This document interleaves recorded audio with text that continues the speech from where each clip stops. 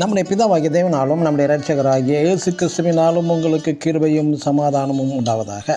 கிறிஸ்து இயேசுவுக்குள் அன்பான சகோதர சகோதரிகளே, இன்று நாம் தியானத்துக்கு எடுத்துக்கொள்ள இருக்கிறதான வேதவசனம் ரோமர் 6:14 நியாயப்பிரமாணத்திற்கு கீழ்ப்பட்டிராமல். ஆமேன்.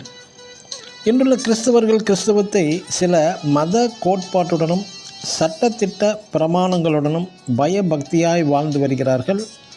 மனம் திரும்பியது உண்மைதான், இயேசுவை இரட்சகராக ஏற்றுக்கொண்டதும் உண்மைதான். ஆனாலும் உண்மையான ஆவிக்குரிய கனி அவர்களிடம் இல்லை. ஞானஸ்நானம் எடுப்பதும், ஆலயம் செல்வதும், ஜெபிப்பதும், வேதம் வாசிப்பதும், காணிக்கை தசமபாகம் கொடுப்பதும் போன்றதான கிறிஸ்துவ மதத்தின் சட்டத்திட்ட ஒழுங்குகளாக அவைகளை கடைபிடித்து வருகிறார்கள். இவைகள் நல்ல ஒழுங்குமுறைதான், சட்ட ரீதியாகவும் செய்கிறார்கள்.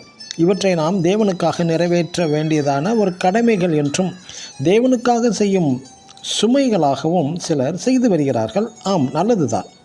இவைகள் சட்ட ரீதியான கீழ்ப்படிதலாகவும் மத கட்டுப்பாட்டுடனும் ஒழுங்குமுறைகளாகவும் தேவனை பிரியப்படுத்தும் வழிமுறைகள் என்றும் நாம் செய்து வருகிறோம். ஆனால் உண்மையான அன்பு, ஐக்கியம் உள்ளத்தில் உணர உதவி செய்யும் சந்தோஷத்தை அனுபவங்களாக அவர்களுக்கு இல்லை. ஜெபித்து, வேதம் வாசித்து, துதித்து, ஸ்தோத்திரித்து, உபவாசித்து தேவனுக்காக இவைகளை நாம் செய்து முடித்த பின் திருப்தி அடைகிறோம். அதன் பிறகு தேவனிடத்திலிருந்து ஆசீர்வாதங்களை எதிர்பார்த்து கொண்டு இருக்கிறோம். தேவனிடத்திலிருந்து ஆசீர்வாதங்கள் கிடைக்காத பட்சத்தில் மனசோர்வும் அடைகிறோம். எனக்கு அன்பான தேவனுடைய பிள்ளைகளே, சகோதர சகோதரிகளே, அன்பினால் தேவ ஊழியம் செய்பவர்கள் எதையுமே எதிர்பார்த்து ஊழியம் செய்யவே மாட்டார்கள். உதாரணமாக, கெட்ட குமாரனின் அண்ணன் ஒரு நல்ல கீழ்ப்படிந்த சட்ட ரீதியாக எந்த விதிமுறை குற்றமும் இல்லாமல் வாழ்ந்து வந்தவன்தான்.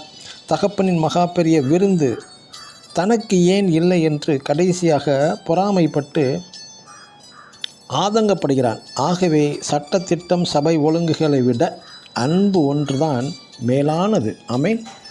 God bless you.